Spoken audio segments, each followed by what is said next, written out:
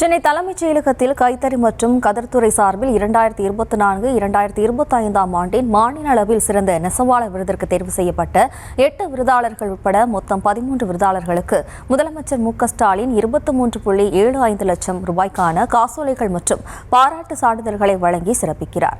அதனைத் தொடர்ந்து இந்து சமய அறநிலையத்துறை சார்பில் 108 கோடி ரூபாய் மதிப்பிலான பல்வேறு திட்டப் பணிகளுக்கும் அடிக்கல் நாட்டுகிறார் முதலமைச்சர் மு.க.ஸ்டாலின். 18 கோடி ரூபாய் மதிப்பிலான முடிவுற்ற திட்டப் பணிகளையும் தொடங்கி வைக்கியிருக்கிறார்.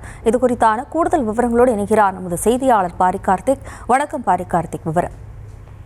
வணக்கம். தமிழ்நாடு முதலமைச்சர் திரு மு.க.ஸ்டாலின் அவர்கள் தற்போது தலைமைச் செயலகத்தில் கைத்தறி, கைத்திறன், துணிநூல் மற்றும் கதர்துறையினுடைய சார்பில் 2024-25 ஆண்டில் மாநில அளவில் பட்டு மற்றும் பருத்தி ரகங்களில் சிறந்த நெசவாளர் விருதுக்கு தெரிவு செய்யப்பட்ட 8 விருதாளர்களுக்கு 20 லட்சம் ரூபாய், சிறந்த வடிவமைப்பாளர்களுக்கான விருதிற்கு தெரிவு செய்யப்பட்ட 2 விருதாளர்களுக்கு ரூபாய் 1.50 லட்சம் ரூபாய் செலவிலும், சிறந்த இளம் வடிவமைப்பாளர்களுக்கு விருதிற்கு தேர்வு செய்யப்பட்ட 3 விருந்தாளர்களுக்கு 2.25 லட்சம் ரூபாயும் என மொத்தமாக 13 விருந்தாளர்களுக்கு 23.75 லட்சம் ரூபாய் செலவீட்டிற்கான காசோலைகளை வழங்கி தற்போது பாராட்டு சான்றிதழையும் வழங்கி சிறப்பிக்கிறார்.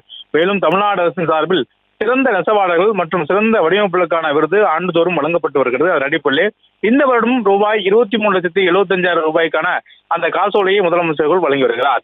மேலும் இந்து சமய அறநிலையத்துறையினுடைய சார்பில் 108 கோடியே 90 லட்சம் ரூபாய் மதிப்பீட்டில் 11 திருக்கோயில்களுக்கு 18 புதிய திட்டப் பணிகள் மற்றும் ஒரு பள்ளியின் கூடுதல் வகுப்பறை கட்டிடம் ஆகியவற்றுக்கு அடிக்கல் நாட்டி 15 கோடியே 30 லட்சம் ரூபாய் செலவில் 7 திருக்கோயில்கள், 10 முடிவற்ற திருப்பணிகள், மேலும் 6 சரக ஆய்வாளர் அலுவலகங்களை திறந்து வைத்தும் 3 சிற்றுந்துகளுடைய பயன்பாட்டிற்கும் திறந்து வைத்தும் தற்போது முதலமைச்சர்கள் காணொலி காட்சி வாயிலாக தொடங்கி வைக்கிறார். தொடர்ச்சியாக இந்து சமய அறநிலையத்துறை, அதே போல கைத்தறி மற்றும் கைத்திறன் துறை சார்பில் பல்வேறு நிகழ்ச்சிகளில் முதலமைச்சர்கள் இந்த தலைமைச் செயலகத்தில் கலந்து கொண்டிருக்கிறார்.